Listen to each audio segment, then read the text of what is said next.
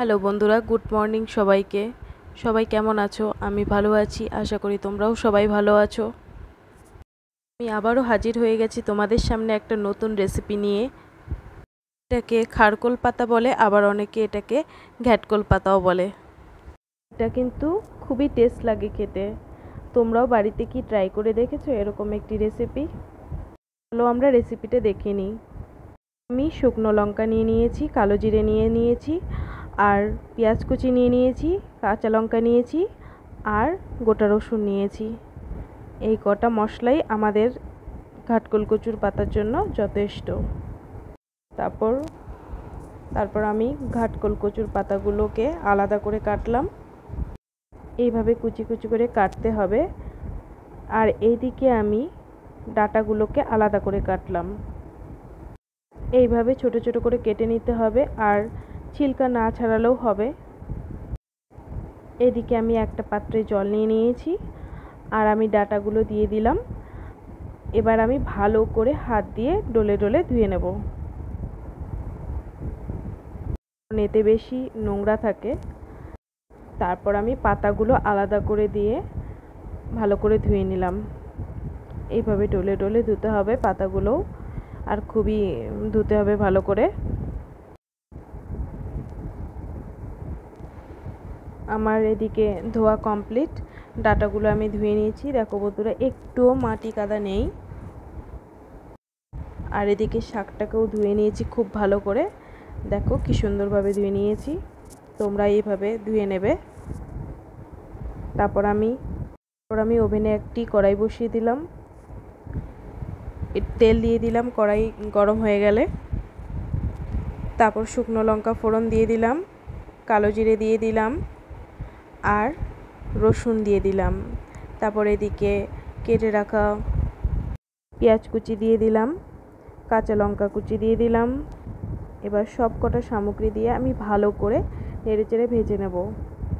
লাল লাল করে ভাজতে হবে। এই পাতাটা তোমাদের কার কার খেতে ভালো লাগে, মানে এই ঘাটকোল কচুর পাতা শাকটা কার কার খেতে ভালো লাগে আমাকে অবশ্যই কমেন্টে জানিও বন্ধুরা। আর এদিকে ডাঁটাগুলো দিয়ে দিলাম আগে, কারণ আমি ডাঁটাগুলো হালকা করে ভেজে নেব। ভেজে নেওয়ার পর আমি এই শাকটা দিয়ে দিলাম।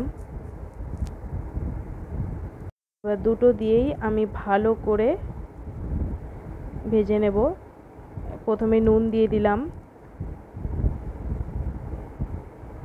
তারপরে একটু হলুদ দিয়ে দেব, সামান্যটুকু হলুদ দিয়ে দিলাম। এবার আমি ঢাকা দিয়ে দেব। পাতাটা একটু নরম হয়ে গেলে জলটা, দেখো বন্ধুরা, জল কড়াইয়ে এখনও জল আছে, আমাদের ভালো করে সেদ্ধ হয়নি কচুটা। নেড়ে চেড়ে শুকনো করে ভেজে নিতে হবে। এটাকে খুবই ভালো করে শুকনো শুকনো করে ভাজতে হবে, কেন কি একটু যদি জল থাকে গলা চুলকোনোর সম্ভাবনা থাকতে পারে। তাই যে কোনো কচুর পাতা সব সময় চেষ্টা করবেন খুব ড্রাইভাবে ভাজার। আর এইভাবে পেঁয়াজ রসুন লঙ্কা সব কিছু দিয়ে যদি ভাজা হয়, এর টেস্টটাই কিন্তু অন্যরকম লাগে। ভাজা কমপ্লিট। অনেকে এটা ভাজা খায়, আবার অনেকে এটা বাটা খায়, কিন্তু আমরা খাই বাটা। কাঁচাও বাটা যায়, আবার এটাকে এইভাবে ভেজেও বাটলে কিন্তু খুব ভালো লাগে। ভেজে বাটাটাই বেশি ভালো লাগে। আমি নিয়ে নিয়েছি একটা মিক্সার গ্রাইন্ডার। এবার আমি সব এর মধ্যে দিয়ে ভালো করে মিহি করে বেটে নেব।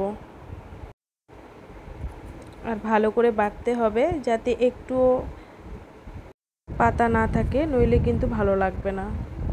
বাটা কমপ্লিট। বন্ধুরা, কত সুন্দর হয়েছে বাটাটা। আর আমি একটু তেল ছড়িয়ে দিলাম এর উপরে। বাটাতে সর্ষের তেল না দিলে ভালোই লাগে না খেতে। যে কোনো ভর্তাতে কিন্তু আমাদের কাঁচা সর্ষের তেলটাই ভর্তার মূল উপকরণ, তাই না? আর এইদিকে আমাদের ভর্তা রেডি। তোমরা কে কীভাবে এই ঘাটকোল কচুর পাতার ভর্তা খাও আমাকে অবশ্যই কমেন্টে জানাবে। আমি চেষ্টা করব আরও ভালো ভালো ভিডিও নিয়ে আসার জন্য। Thank you.